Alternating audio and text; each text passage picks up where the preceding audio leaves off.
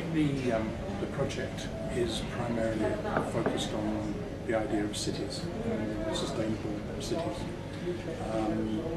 which, if we fast forward to 2050, obviously will be a very different condition from today.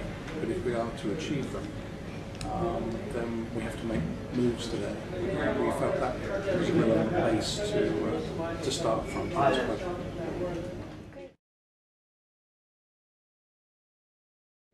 I think that you will see in the next years mankind is going to run out of cheap oil, and environmental problems are going to increase so dramatically that by 2050 it's not only going to be a topic, but people will actually have to have found solutions. If mankind doesn't find solutions for between now and 2050, the world will have great problems.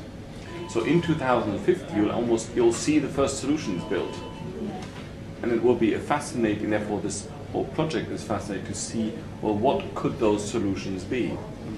And it will be new ways of living together, lifestyles will change, the whole way people interact will change, and there will be inventions which we probably can't even think of at this moment in time.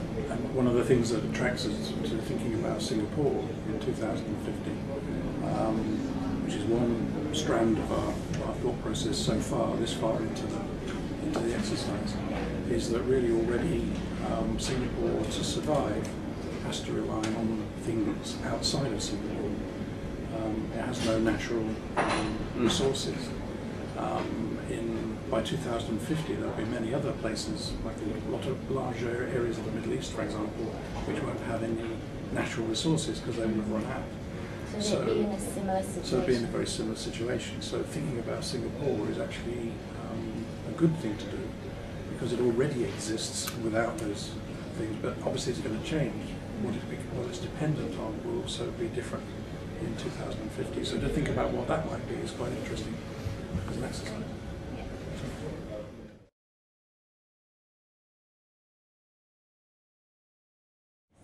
I think one of the things that we want to get out of this exercise is that everything that we do as practice is real. We actually are working on real projects in real time. And although we have to look forward to those projects, we are realising them now in one way, shape or form. So thinking about something that far away gives us an opportunity to think of things in a different way, not with the immediate pressure of having to build something right now, but actually to think about what things might be in that time distant.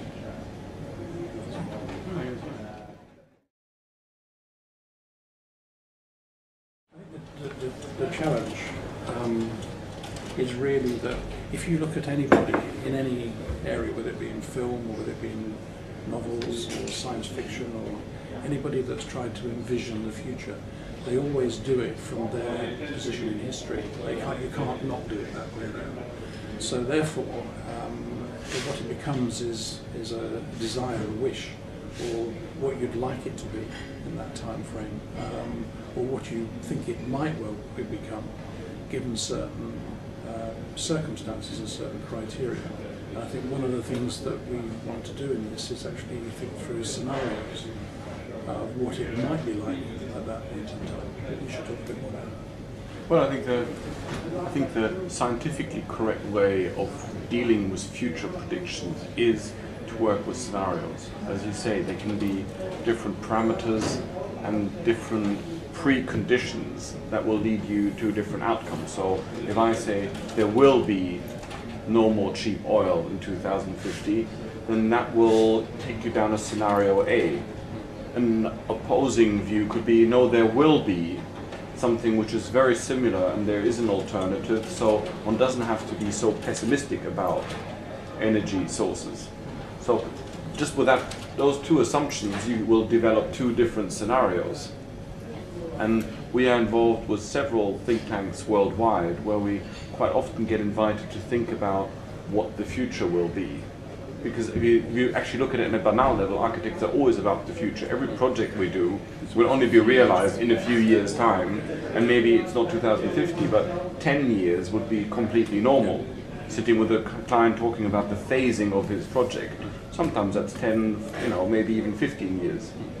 So in some way, the basic is our normal bread and butter. Yeah. And doing 2050 is a very good brain exercise. Almost everyone should do it once in a while to just readjust.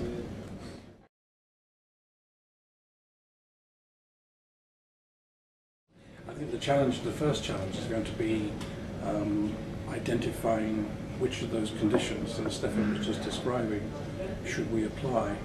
So the hardest bit comes first. I think once we've painted a picture of how it might be, and to use that as a base, I think it would probably be easier.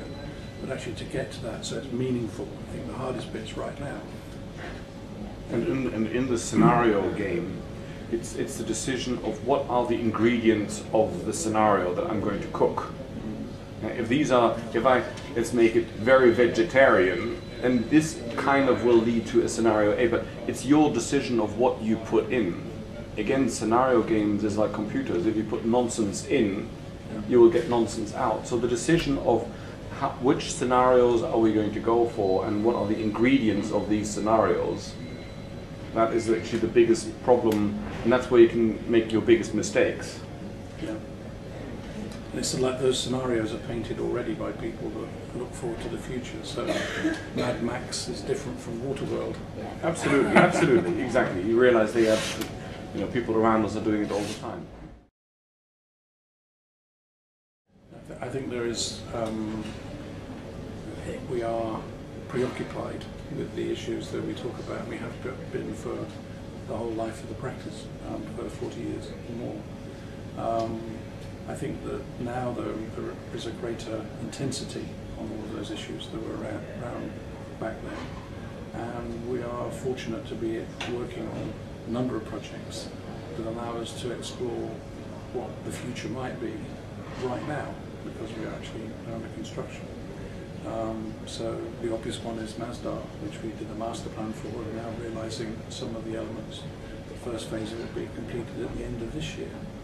The whole project will probably be built out over 10 years. It could be longer, but at the moment that's the time horizon for it. So thinking about these issues is something that we do every day. So it's deep rooted in everything that we do. Absolutely.